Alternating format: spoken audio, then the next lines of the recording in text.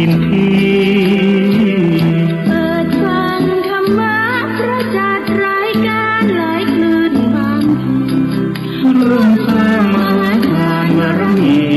พระธาตุเจดีย์สีทองเมื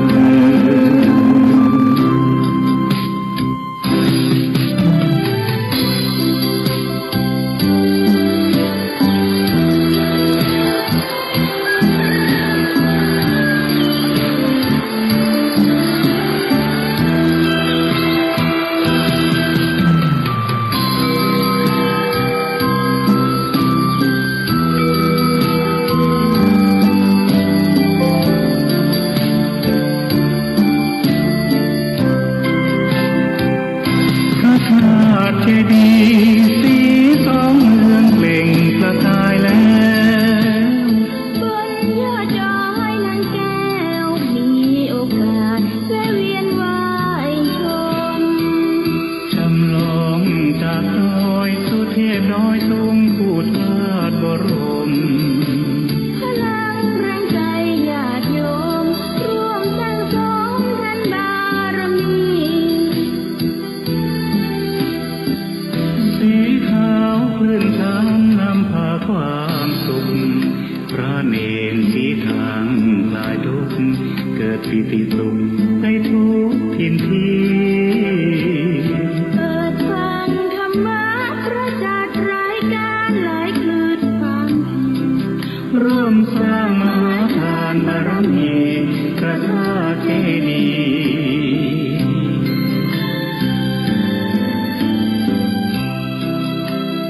สีทองเมื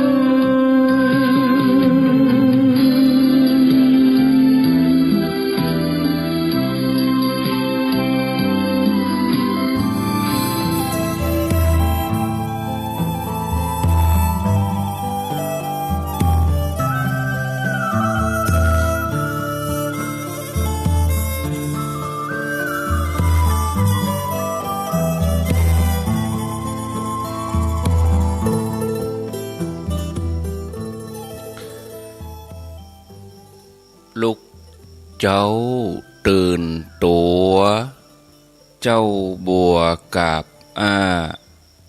หั่นเยื่องนาพังพร้อมลูกควายบ่ดันหนต่างกีดกอมก้าตัวบ่ต้อมปุ่นอาย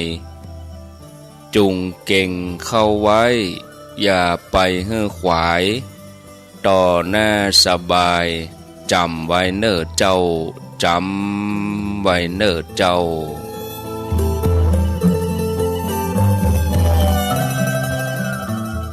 ขอนอบน้อมเอากุลพระแก้วเจ้าดังสามประการอันมีพระพุทธพระธรรมพระสงฆ์กุลพ่อกุลแม่กุลครูบาอาจารย์กุลศีลธรรมกรรมฐานจงมาปกห่มรักษาครูบาอาจารย์พระเจ้าประสงค์ทุกรูปปกห่มรักษาป่อออกแม่ออกศรัทธา ท่านสาธุชนคนดีผู้สนใจใฝ่ในธรรมทุกท่านได้เวลาแล้วเนอได้เวลาแล้วถึงเวลาแล้วได้เวลาสำหรับการรับฟังธรรมะอันเป็นสาระประโยชน์ทางด้านพระพุทธศาสนาน้ำธรรมคำสอนขององค์สมเด็จพระจินวรสัมมาสัมพุทธเจ้าได้มาปะมาพบมามาเล่าสู่บรรดาพ่อแม่พี่น้องป่อออกแม่ออกศรัทธาท่านสาธุชนคนดีทั้งหลายแล้วไผที่ยังบ่ลุกก็เกียมตัวลุกมาได้แล้วเน้อลุกมาได้แล้วตื่นมาได้แล้วหลับลุกเจ้ากินพักตังป่าย หลับลูกควายกินพักดังเก้าลูกเจ้าได้หลายลูกควายได้น้อยหลับลูกเจ้าเป็นเจ้าดังหลายหลับลูกควายป่าเฮือลูกหลานเป็นหนี้เป็นข้าเนอลูกมาเหียเนอลูกมาเหียลูก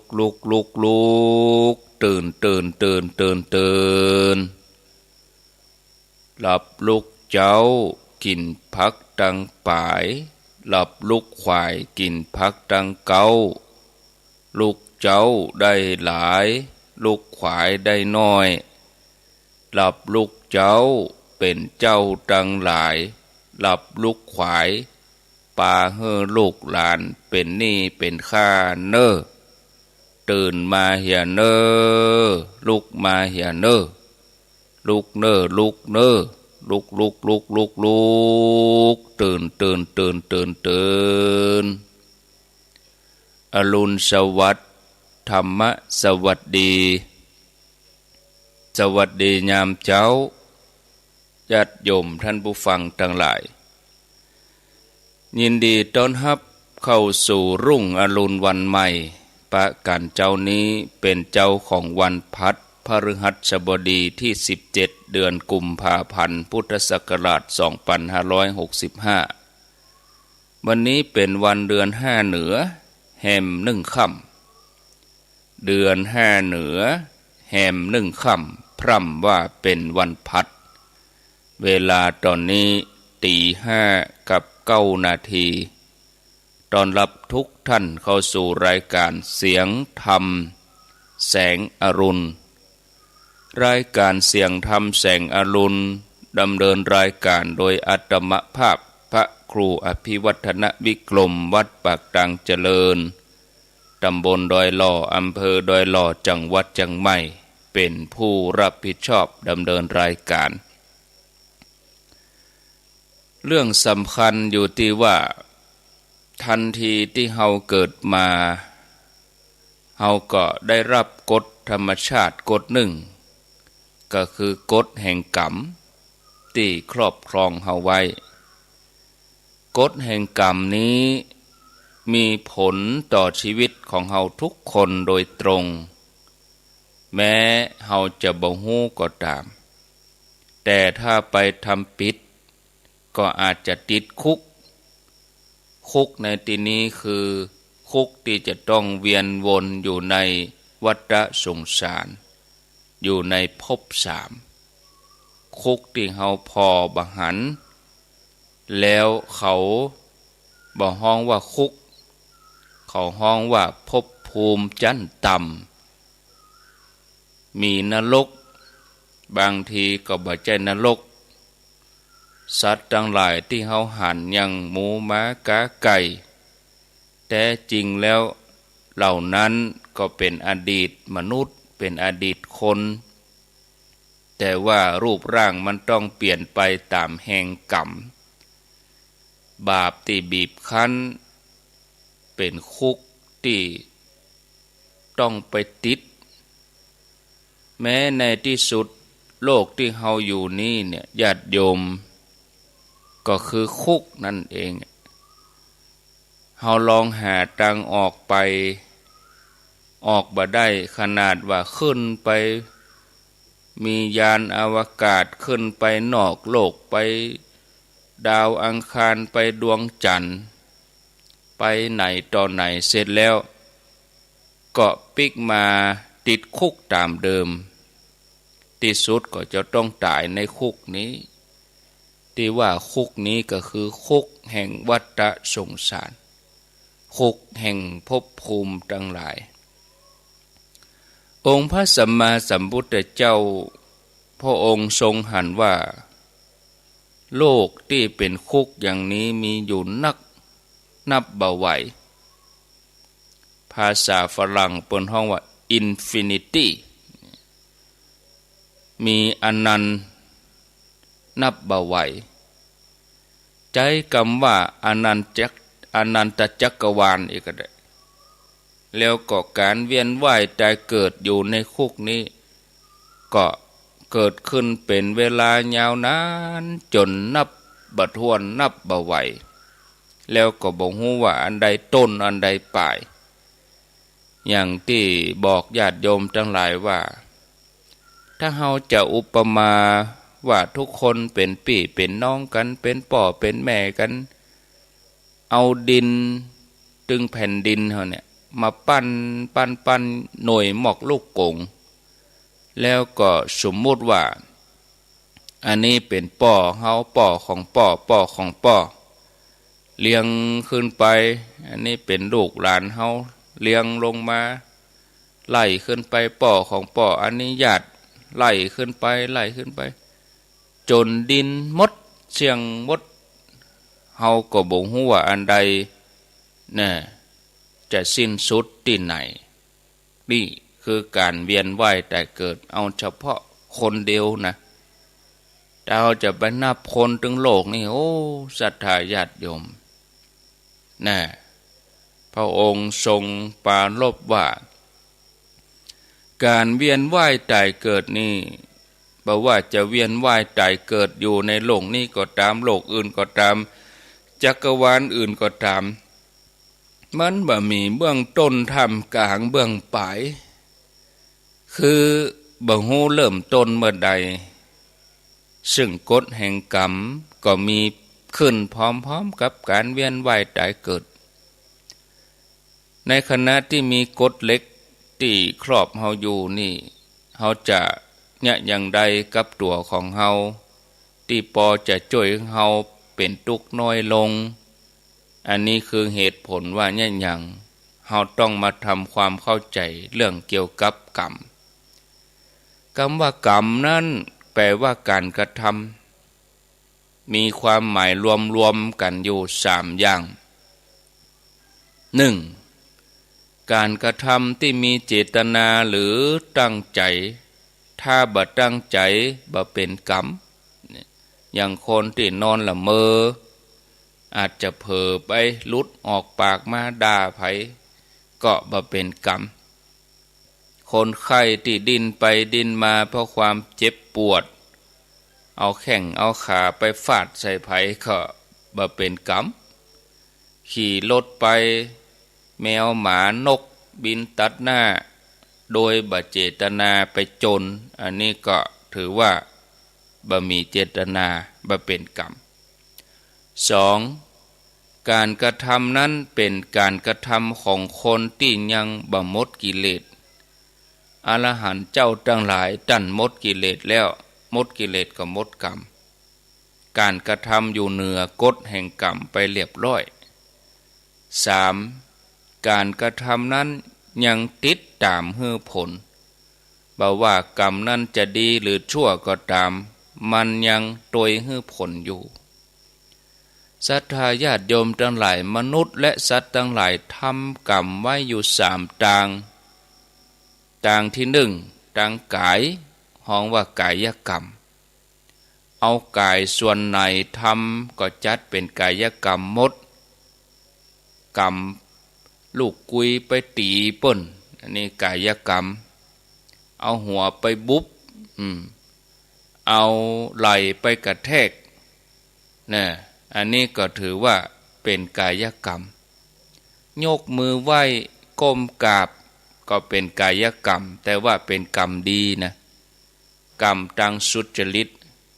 แต่ถ้าไปบุบไปตีไปลักชกชิงบิ่งราวไปก่อความบดีก็ห้องว่าเป็นกรรมบดีกายบดีกายทุจริตถ้าทำดีก็สุจริต 2. ทำกรรมทางกรรมอันนี้ปนห้องว่าวจีกรรม 3. ทำกรรมตั้งใจห้องว่ามโนกรรมญาติโยมท่านผู้ฟังประเภทของกรรมที่สำคัญต่อชีวิตเฮามี2ส่วนคือกุศลแล้วก็อกุศลกุศลแปลว่าดีบางทีก็ใจคำว่าสุจริตเนี่ยบางทีก็ใจว่าบุญเพราะเมื่อเวลาเฮาทำดีแล้วมีผลเป็นบุญเฮาก็ฮ้องว่าบุญกรรมบางทีก็ฮ้องว่าการทำความดี ตึงมดตรงมวลนี่ก็คือกรรมดีเนาะตรงกันข้ามอกุศลกรรมนี่แปลว่ากรรมชั่วบางทีก็ห้องว่าทุจริตบางทีก็ห้องว่าบาปกรรมตึงมดตึงมวลนี่ก็ถือว่าเป็นอกุศลศรัทธาญาติโยมการตัดสินประเภทของกรรมมีหลักกว้างๆอยู่2อย่างตัดสินอย่างใด1เฮาพอที่ผลของกรรมแล้ว2เฮาก็พอที่เหตุของกรรมตัดสินโดยผลก็พิจารณาว่าทำไปแล้วผลจะเป็นอย่างใดทำกรรมใดแล้วผู้ทำต้องบ่เดือดร้อนใจภายหลังกรรมนั้นถือว่าเป็นกรรมดียกตัวอย่างญาติโยมเปิดรายการญาติโยมตื่นเจ้ามาเปิดสถานีวิทยุฟังสวดมนต์นั่งสมาธิเป็นกรรมดีปฏิบัตินั่งไปเถอะฟังไปเถอะบ่เดือดร้อนใจอันยังฟังธรรมะก็เนี่ยไปทำไปขยันทำขยันฟังเนี่ยเพราะบ่ต้องไปห้อนใจเมื่อลุนเฮาก็ยังมีความฉลาดมีความรู้เพราะเฮาได้ฟังครูบาอาจารย์มีความตั้งใจใส่บาตรมีความตั้งใจก็ถือว่าเป็นกรรมดีตั้งใจรักษาศีลตั้งใจภาวนาเมื่อทำกรรมใดผู้ทำเดือดร้อนเมื่อลูนเนี่ยกรรมนั้นถือว่าเป็นกรรมชั่วทำไปแล้วเดือดร้อนใจตัวเก่าการได้นินทาเจ้าบ้านเนี่ยญาติโยมทั้งหลายบาระมัดระวังกำเดียวก็จะมีเรื่องขึ้นมาบัดเดี๋ยวนี้ญาติโยมทั้งหลายทำกรรมเล็กๆน้อยๆบางทีถือว่ามันเป็นหยังอันแบบเป็นหยังเนี่ยถ้ามันสะสมนักเข้านะมันจังเป็นเนี่ยตามหลักการในข้อนี้แสดงว่ากรรมนั้นเวลาต้องทำเนี่ยเวลาทำเนี่ยต้องใช้เวลาพอสมควรถึงจะออกผลก็จะต้องติดตามด้วยพออาจจะมีพ่องที่ทำกรรมแล้วผลออกมาทันทีแต่ว่าบางอย่างมันบัดชัดถ้าใจเวลาเห็นน้อยก็ชัดอุปมาเหมือนกันที่เฮาเอาผลไม้มาปลูกเอาเม็ดบะม่วงเอาเม็ดส้มเอาเม็ดถั่วเม็ดงาเอาไปเพาะเอาไปปลูกกลัวจะเป็นต้นขึ้นมานี่มันต้องใช้เวลาปลูกบะม่วงนี่กลัวจะได้กินหน่อยถ้าเพาะจากเม็ดก็ใช้เวลา3 ปี5 ปีถ้าตอนมาต่อยอดก็ปีเดียวหรือว่าตอนจากจริงที่มันใหญ่แล้วก็ใช้เวลาประเมินก็ได้กินหน่อยแต่ถึงอย่างนั้นอย่างใดก็จ้างมันถึงใช้เวลาถ้ามาอย่างแล้วเนี่ยญาติโยมกลัวจะหู้ว่าสิ่งนั้นดีหรือบ่ดีเนี่ยมันต้องใช้เวลาเห็นหน่อยแล้วมันจะออกผลคำถามก็คือถ้าไปรอตอนออกหน่วยออกผลถ้าผลบ่ดีเหรอเฮาจะเนี่ยจะได้เฮาก็แย่เนี่ย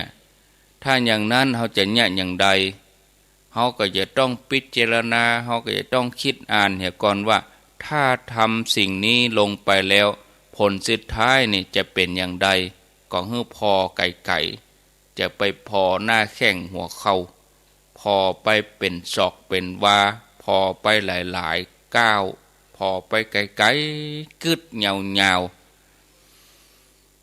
ทีนี้ตัดสินโดยเหตุตัดสินจะใดท่านผู้ฟังญาติโยมอันยังก็ตาม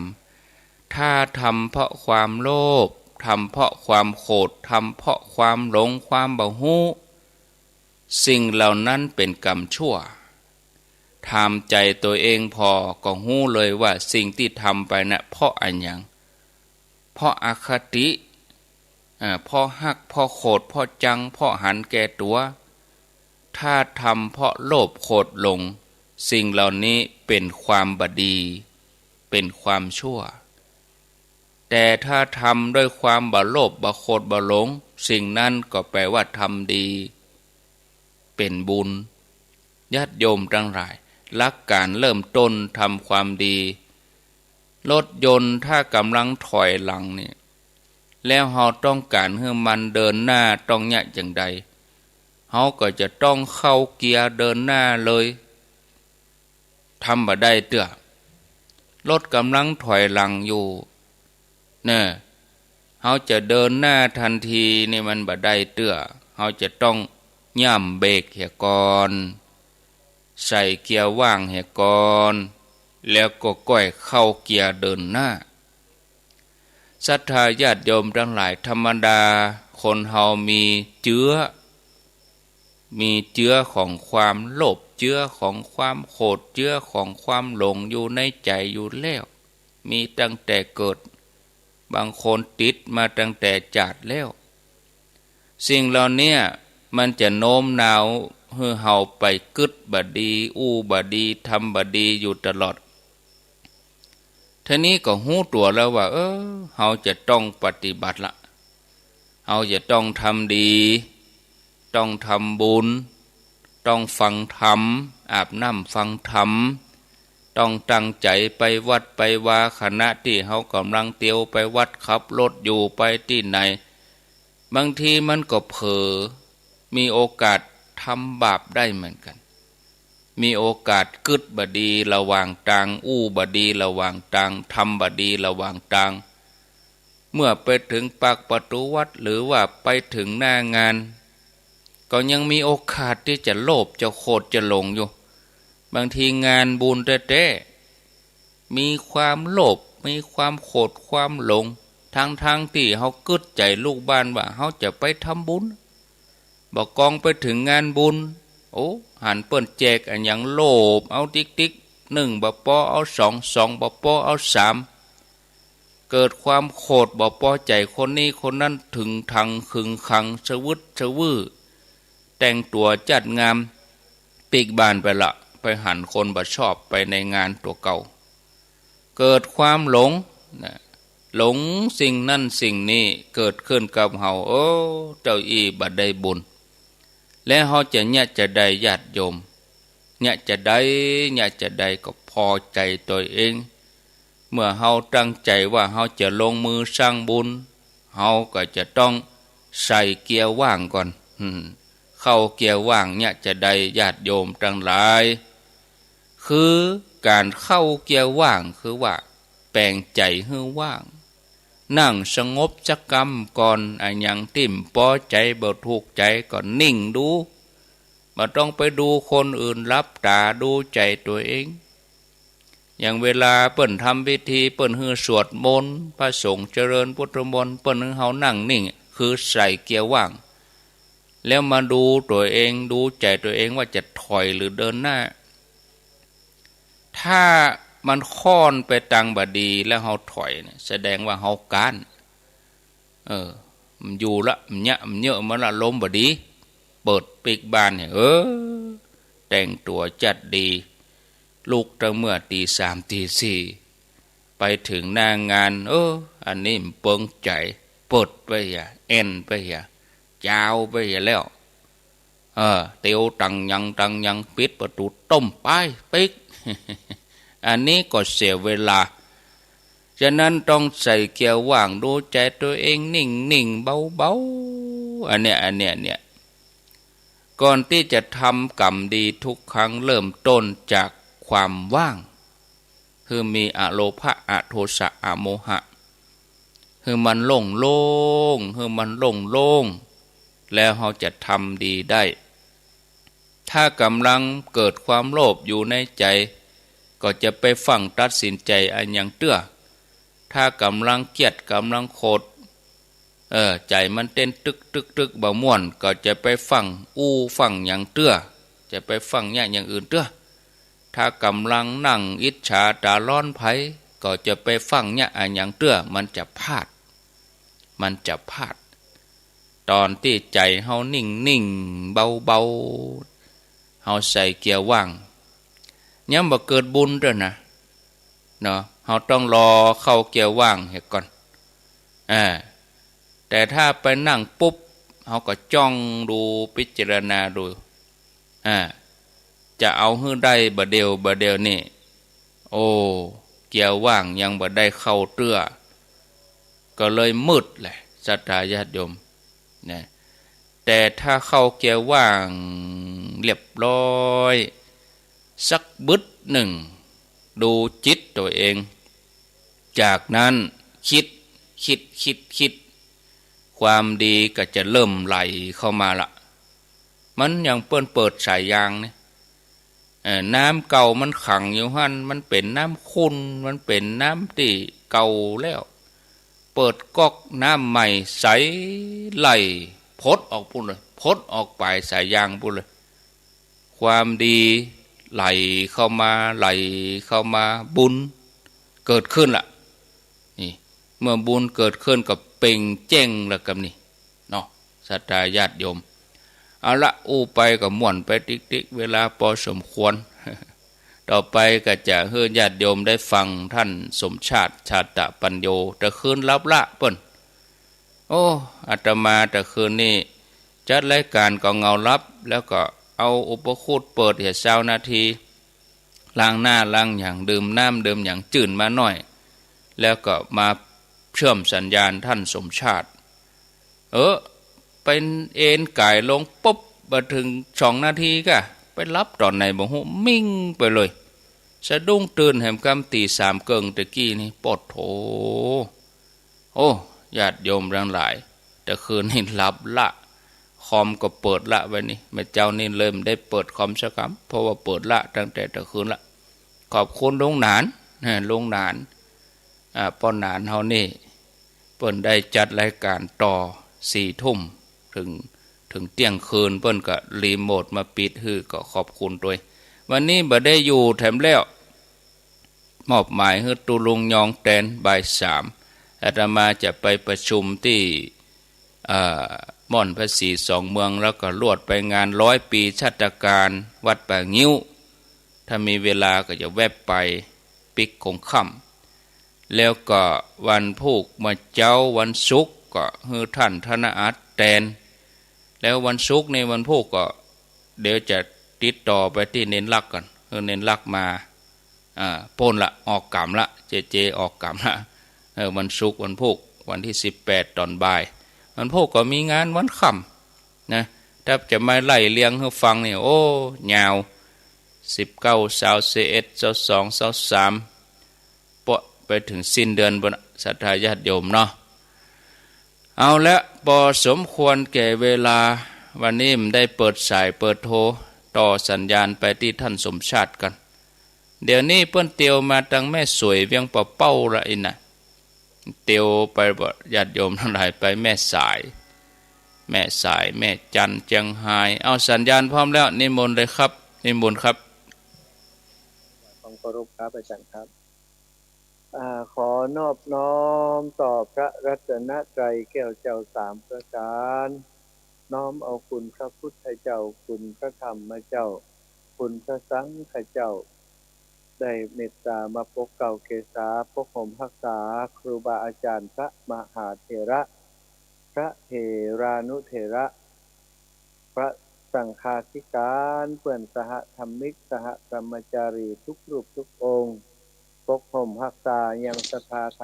าธุชนคนเฒ่าคนแก่อีพ่ออีแม่ทั้งหลายที่ติดตามรายการเสียงธรรมแสงอรุณในเจ้าวันนี้ซึ่งเป็นรายการที่ครูบาอาจารย์ท่านพระครูอภิวัฒนวิกรมได้จัดรายการอยู่ทุกๆเจ้าเนาะที่ได้มาพบปะกับศรัทธาญาติโยมนำสารธรรมต่างๆมามาจ้ามาบอกมากล่าวมาเผยแผ่ให้กับศรัทธาญาติโยมทั้งหลายได้เข้าอกเข้าใจในน้ำธรรมคำสอนและสามารถนำไปปฏิบัติตนปฏิบัติตัวของท่านทั้งหลายตลอดถึงไปบอกกล่าวไปอุจาไปสั่งไปสอนลูกหลานของท่านทั้งหลายได้ครูบาอาจารย์ได้มีเมตตาแบ่งเวลาให้กับตนต่อของอาตมาภาพซึ่งก็ถือว่าเป็นลูกศิษย์ลูกหานะเป็นผู้ที่ได้รับโอกาสจากครูบาอาจารย์ให้ได้มาอุจาเล่าเรื่องราวเรื่อง เกี่ยวกับการธรรมยตราเพื่อการศึกษาในช่วงนี้ของอาตมาภาพว่ามีปัญหาอุปสรรคอะไรอย่างพ้องหรือว่ามีเรื่องราวดีๆอะไรอย่างพ้องมาอุจากับสถาญาติโยมฮือได้รับทราบได้อนุโมทนาบุญโดยกันสถาก่อนนับว่าเป็นบุญของอาตมาที่มีครูบาอาจารย์ที่เมตตาและก็ให้โอกาสอาตมาโดยตลอดประคับประคองดูแลเอาใจใส่คอยประคับประคองให้งานที่อาตมาทำเป็นประโยชน์ต่อสังคมเจ้าส่วนรวมให้นักที่สุดและที่สำคัญเป็นการฉลองศรัทธาประสาทของศรัทธาญาติโยมได้มีโอกาสนำญาติโยมทั้งหลายในคลื่นสีขาวของเราได้ร่วมบุญร่วมกุศลด้วยกันในโครงการธรรมยตราเพื่อการศึกษาศรัทธาโครงการนี้ศรัทธาก็ทราบกันดีอยู่แล้วเพราะเราทำมาเป็นปีที่2ปีแรกนั้นก็ยังบ่มีความชัดเจนในเรื่องของคนสนับสนุนคนดูแลคนที่เป็นกำลังใจให้อาตมาเนาะในปีแรกๆทำร่วมกับเครือข่ายพระสงฆ์นักพัฒนาภาคเหนือซึ่งเป็นก็มีกิจกรรมหลายอย่างแล้วอีกอย่างหนึ่งเนี่ยในองค์กรเครือข่ายพระสงฆ์นักพัฒนาภาคเหนือบ่มีสื่ออุปกรณ์ในการที่จะประชาสัมพันธ์งานที่อาตมาทำอยู่นี้ก็เลยใช้วิธีการลง YouTube พ้องอย่างพ้องแต่ว่าแจกแผ่นเอกสารแผ่นพับพ้องจากการที่อาตมาประเมินในเรื่องของข่าวสารที่ไปถึงประชาชนเนี่ยจากการเดินจากลำปางไปสุราษฎร์สวนโมกเนาะสุราษฎร์ก็ได้รับความสนใจจากประชาชนส่วนหนึ่งถ้า100ก็ประมาณ 1-2% ประมาณเนี้ยเนาะบ่นักซะใดแต่พอปีนี้ขยับมาทำกิจกรรมแล้วก็ขอเมตตาจากครูบาอาจารย์ผู้อำนวยการคลื่นสีขาวท่านพระครูพระวัฒนวิกรมและครูบาอาจารย์ในเครือข่ายทุกรูปทุกองค์ว่าขออนุญาตใช้ชื่อของคลื่นสีขาวเพื่อชาวประชาในการขับเคลื่อนงานครั้งนี้ด้วยตัวของกระผมเองนี้ทำงานอยู่กับครูบาอาจารย์อยู่แล้วในการเผยแพร่แล้วก็รับใช้ครูบาอาจารย์ก็ขอใช้ชื่อของเครือข่ายหรือว่าครอบครัวคลื่นสีขาวในการทำโครงการธรรมยตราปีที่2นี้ร่วมกับเครือข่ายเดิมที่มีอยู่คือพระสงฆ์นักพัฒนาภาคเหนือซึ่งก็มีหลายผู้หลายท่านโดยที่เป็นครูบาอาจารย์ที่ติดตามดูแลกันมาท่านตุลุงวิเชียรท่านอาจารย์ดร.บุญช่วยท่านอาจารย์ดร.พิสิทธิ์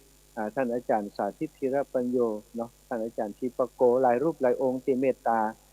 ประคับประคองเปิดโอกาสให้อาตมาได้ใช้ชื่อของเครือข่ายในการขับเคลื่อนตั้งแต่แรกมาจนมาถึงที่เขาทำงานกับเครือข่ายคลื่นสีขาวซึ่งอาตมาก็พบว่าจากการได้ประชาสัมพันธ์งานออกไปโดยที่ครูบาอาจารย์ได้เมตตาอาตมาภาพแบ่งเวลา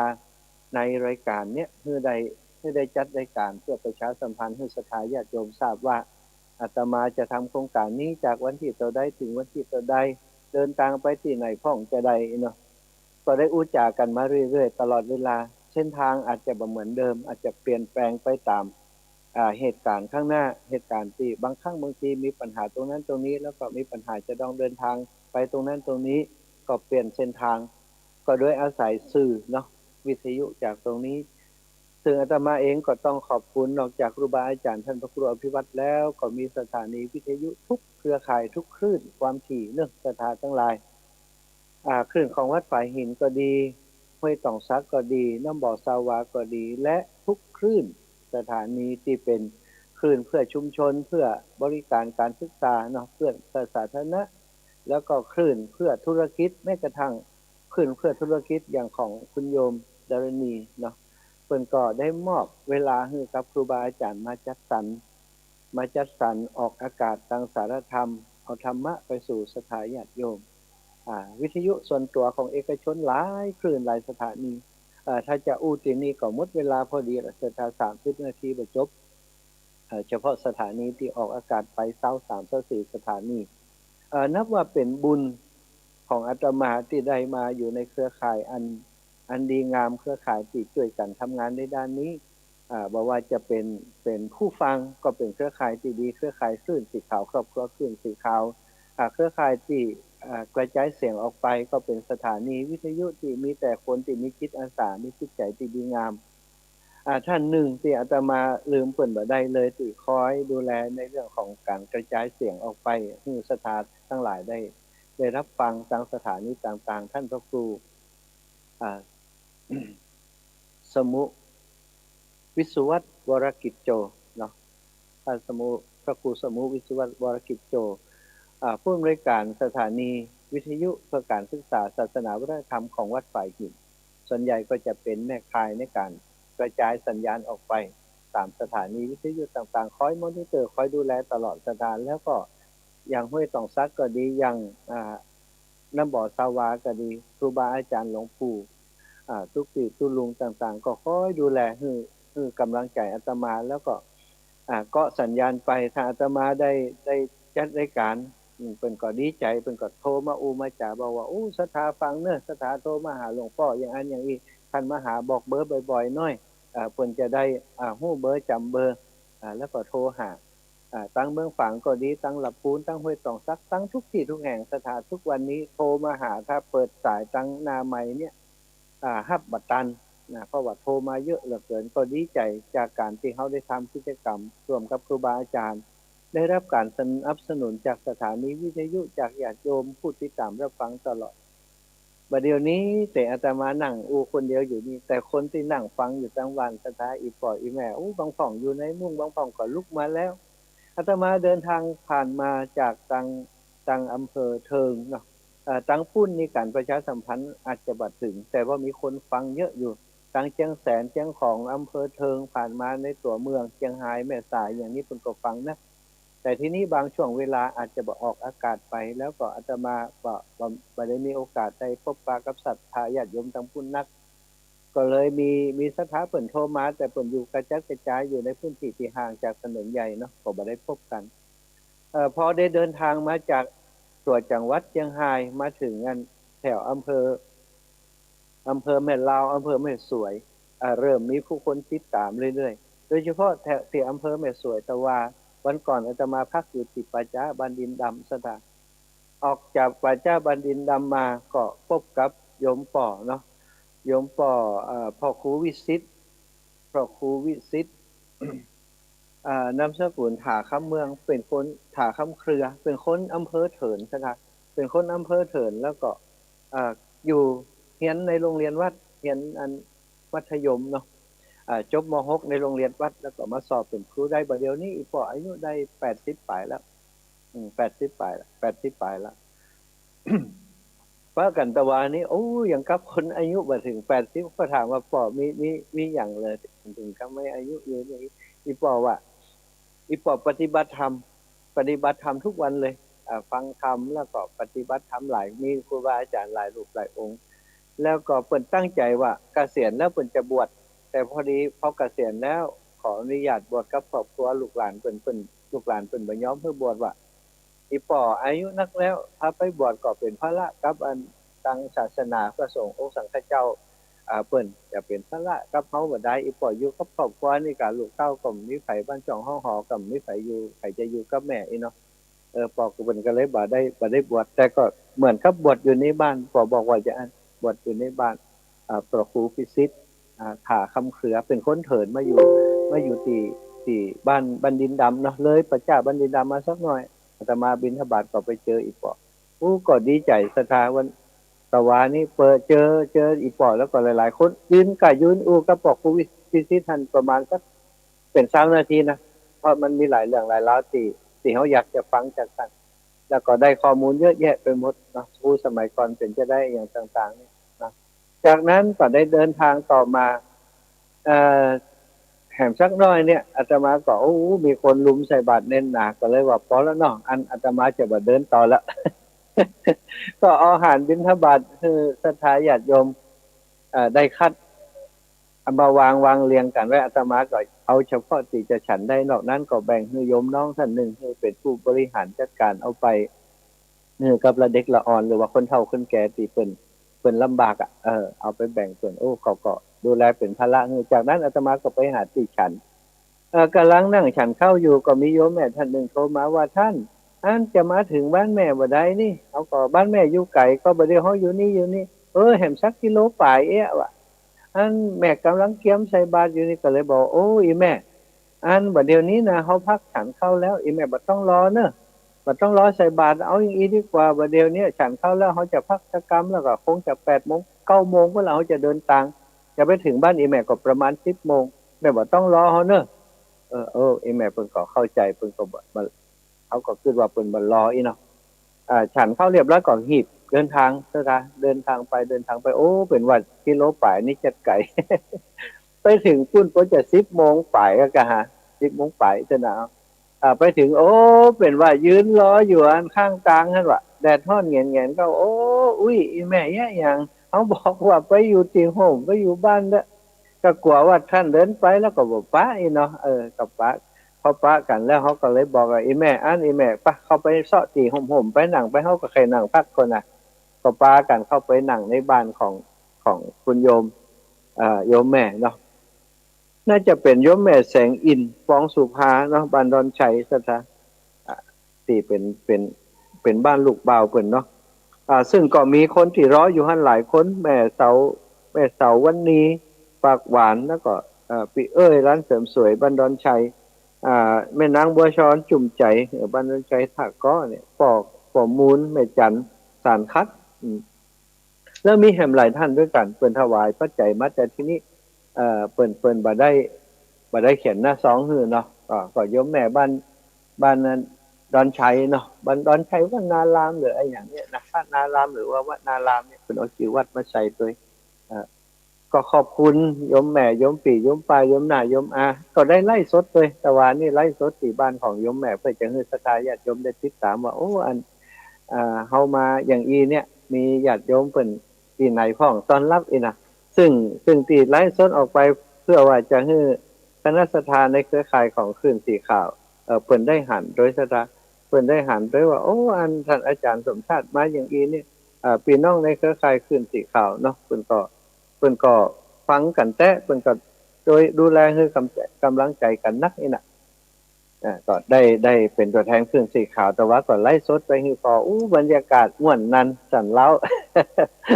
อาจจะมาเปรียบเทียบการเดินทางครั้งนี้นะอยากจะบอกว่าเหมือนกับมันก็มาเยี่ยมญาติเลยนะสถาเหมือนกับมาเยี่ยมญาติไปปะกันเนี่ย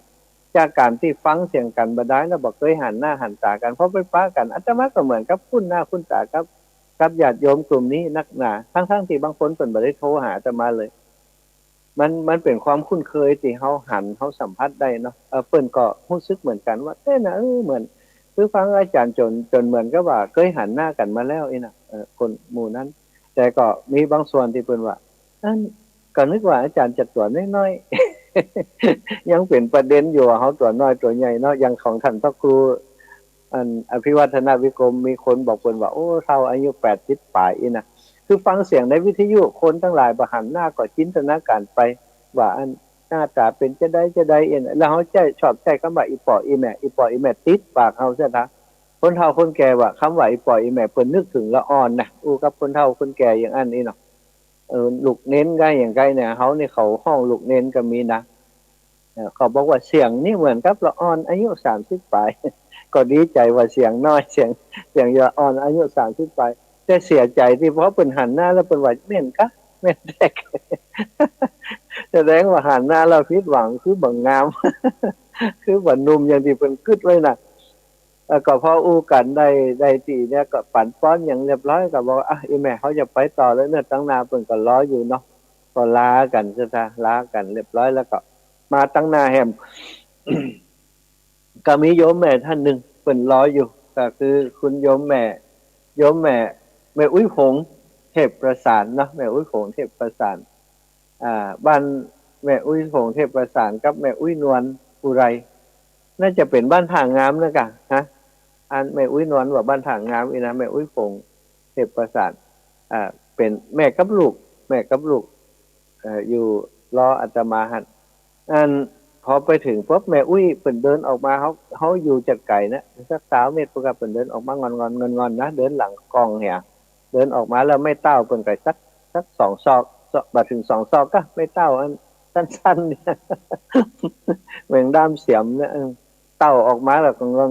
นแล้วก็เงยขึ้นมาถามว่าอันนี้อาจารย์สมชาติเป็นพระเจ้าอีน่ะ เขาก็อ๋อแม่นแล้วเราอยากนี่อย่างจ้ะฟังรายการวิทยุก็หัวเขาจะมาก็แม่นละอีน่ะ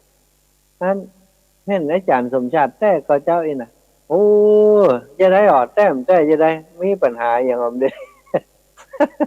ไปเขาไปอู้กันทางไหนบนแดดเนาะเขาไปอู้กันไหนไปนั่งห่มไปนั่งอันโต๊ะนี่นะเอาขออนุญาตนั่งที่โต๊ะกาแฟบนนี้มายาย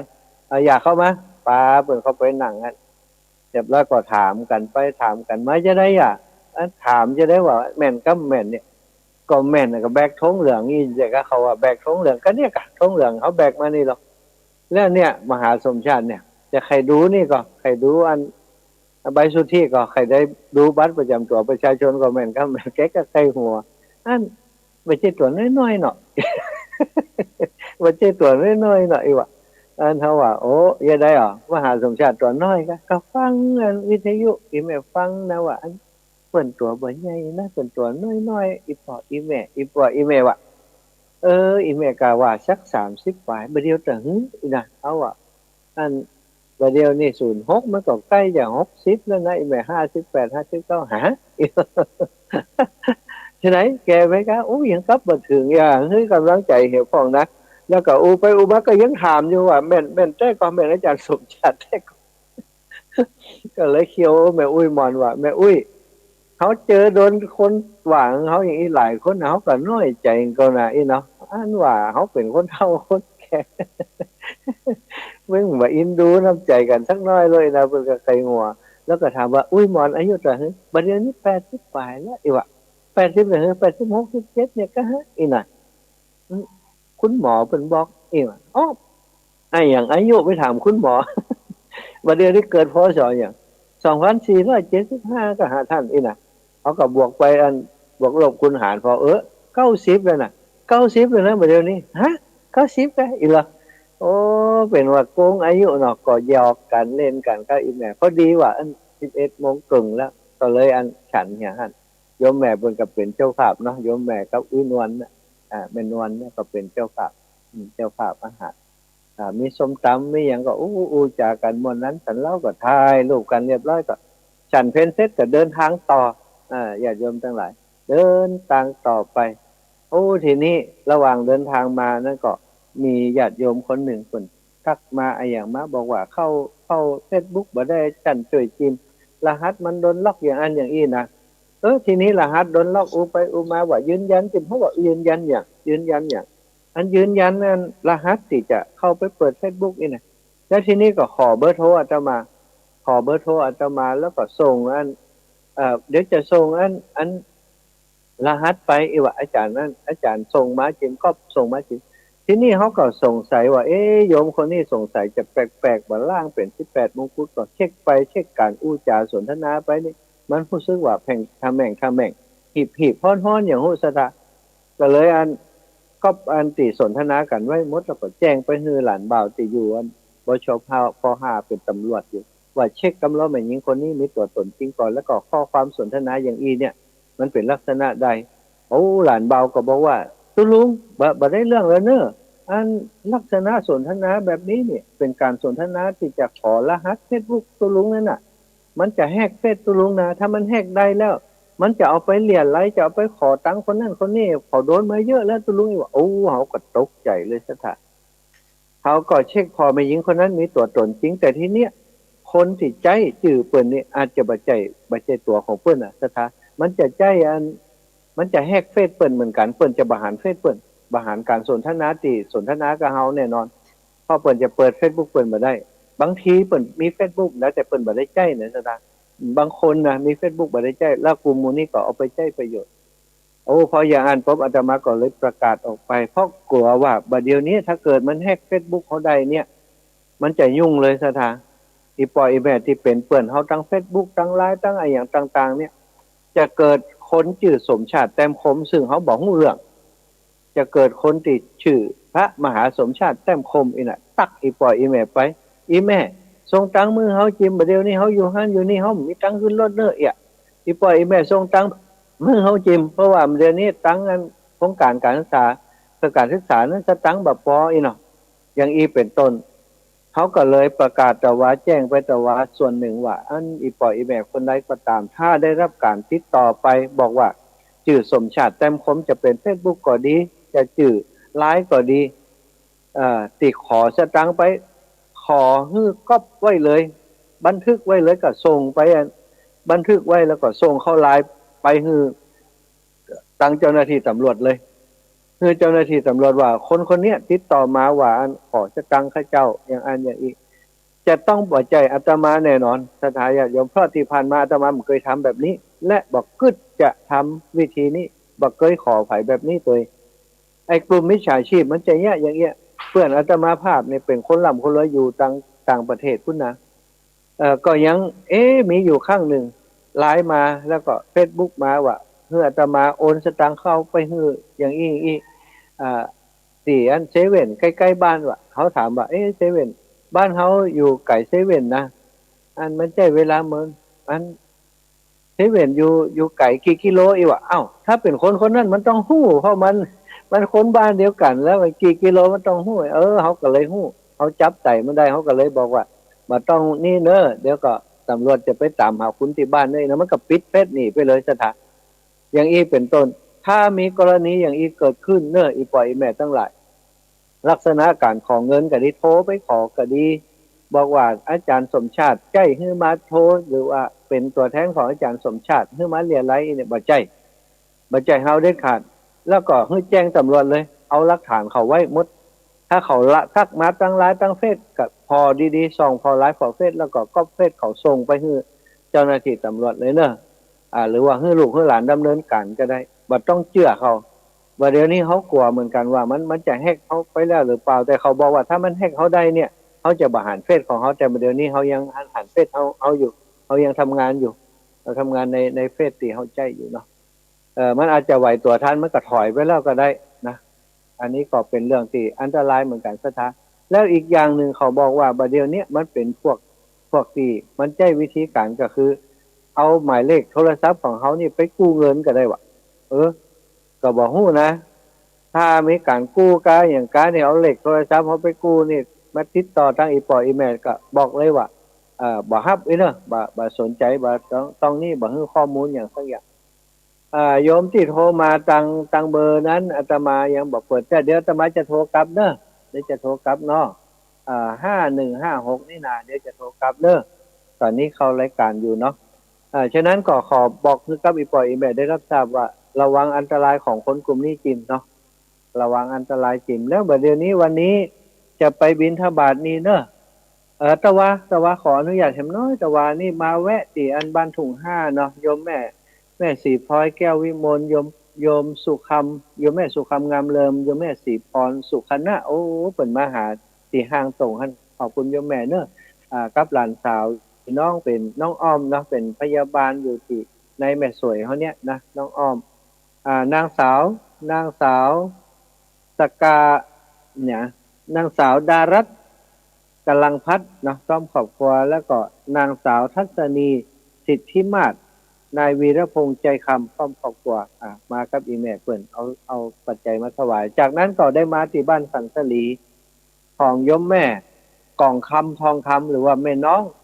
คนงามของบ้านสันสลีอีแม่เป็นคนใจบุญสุนทรทานอีแม่ก็เมตตานัดกันมากับเพื่อนฝูงของเพื่อนเนาะกับญาติธรรมที่ไปมาหาสู่กันไปในด้วยกันเนี่ยมีอันแม่ดวงใจศาสตร์เสาเงินเนาะแม่ดวงใจศาสตร์เสาเงินพร้อมครอบครัวแล้วก็แม่จันเป็งมูลนิวางเนาะมารวมบุญด้วยกันท่านก็ค่ำกับท่านสระสั่งกับบันยมแม่น้อยท่านแล้วก็อันจัดในการวิทยุที่ท่านตอนค่ำส่งไปลำปางพอถึง2 ทุ่มหลวงพ่อกำนันก็มาฮับอาตมาติปัจจ้าวันนี้ต้องไปเดินสายนิติบันแม่น้องแม่น้องเนอะ